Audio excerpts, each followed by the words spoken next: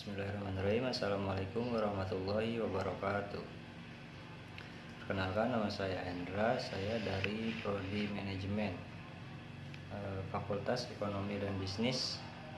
Di video kali ini saya akan mempresentasikan mata kuliah Perilaku Organisasi dengan dosen pengampu Ibu Iva Masrifah, SEMM. Untuk lebih lanjutnya, mari kita menuju materinya. Pengertian pengambilan keputusan.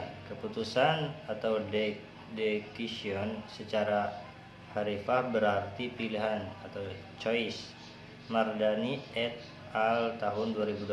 Pilihan yang dimaksud di sini adalah pilihan dari dua atau lebih kemungkinan atau dapat dikatakan pula sebagai keputusan dicapai setelah dilakukan pertimbangan dengan memilih satu kemungkinan pilihan, seperti yang diungkapkan oleh Gito Sudarmo bahwa keputusan terkait dengan ketetapan atau penentuan suatu pilihan yang diinginkan. Definisi ini mengandung pengertian dalam keputusan, yaitu 1. Ada pilihan atas dasar logika atau pertimbangan. 2. Ada beberapa alternatif yang harus dipilih, salah satu yang terbaik. Dan 3. Ada tujuan yang ingin dicapai dan keputusan itu makin mendekatkan pada tujuan tersebut.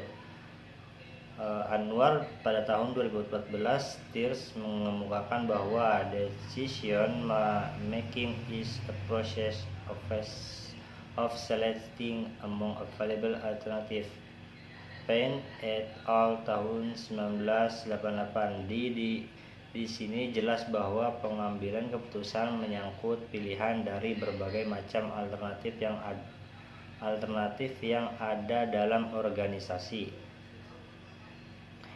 Tahapan pengambilan keputusan. Pada garis besarnya, pengambilan keputusan dalam organisasi atas 6 langkah, yaitu 1. Menetapkan sasaran, 2. Menentukan persoalan, 3. Mengembangkan alternatif, 4. Mengevaluasi alternatif, 5. Memilih satu alternatif, 6. Memilih satu alternatif. Tujuan dan pengambilan keputusan. Tujuan merupakan hasil atau spesifik output yang ingin dicapai, yang memberi arah kemana keputusan atau tindakan harus difokuskan. Tujuan yang baik dapat didefinisikan secara kualitatif dan kuantitatif, menetapkan rentang waktu mencapainya, jangka pendek, menengah, panjang, bersifat umum dan spesifik. Manfaat menetapkan tujuan. A. Perencanaan dapat dilakukan dengan lebih terarah. B. Upaya dan tindakan menjadi lebih berfokus. C. Menstimulasi peningkatan kinerja. D. Membantu proses evaluasi dan mengontrol kinerja. Temuan-temuan dalam pengambilan keputusan. Kebijakan merupakan rangkaian konsep dan asas yang menjadi garis besar dan dasar rencana dalam pelaksanaan suatu pekerjaan kepemimpinan.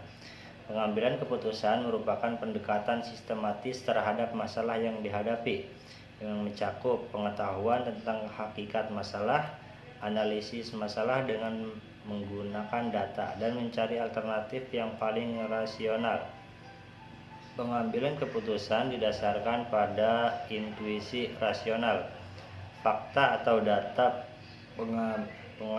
pengalaman, dan wewenang. Tahapan pengambilan keputusan dimulai dari penyelidikan, kemudian perancangan, dan tahap pemilihan. Beberapa faktor yang mempengaruhi pengambilan keputusan yaitu dinamika individu, dinamika kelompok, dan dinamika lingkungan. Faktor-faktor lainnya adalah sistem nilai, persepsi terhadap masalah, keterbatasan manusiawi, perilaku politik, kekuasaan, keterbatasan waktu, dan gaya kepemimpinan. Fahrudin dalam penyelidikannya mengatakan tema tentang decision usefulness dalam pengambilan keputusan dan investasi dengan menggunakan kegunaan keputusan decision usefulness, maka informasi akuntansi akan lebih reliable dan relevan. Definisi dan klasifikasi kelompok. Kelompok adalah dua atau lebih individu yang berinteraktif dan saling bergabung untuk mencapai tujuan-tujuan tertentu. Jadi, perilaku kelompok merupakan respon-respon anggota kelompok terhadap struktur sosial kelompok dan norma yang diadopsinya.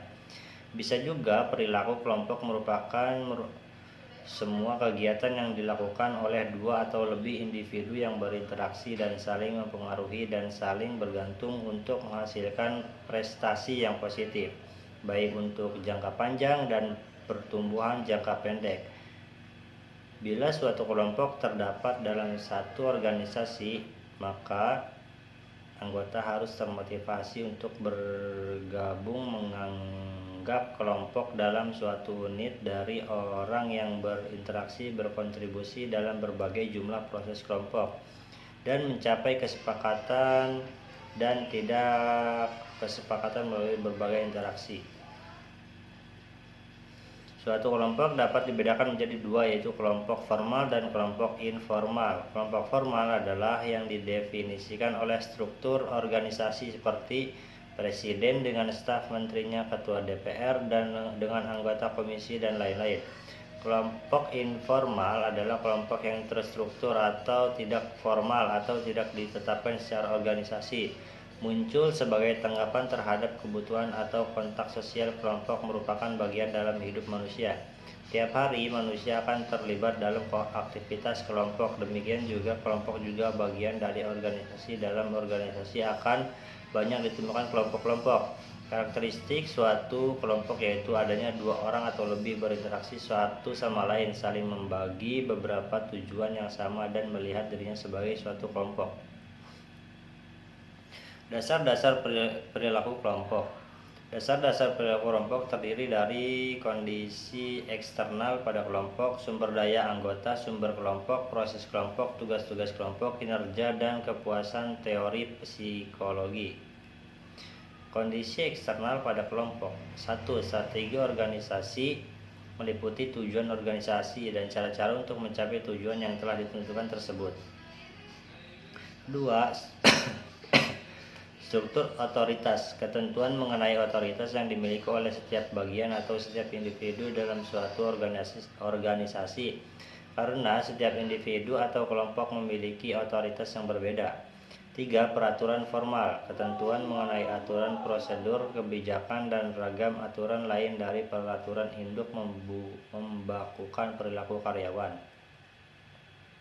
Sumber daya organisasi sosial merupakan sumber daya uang, waktu, bahan mentah, peralatan yang dialokasikan oleh organisasi pada kelompok.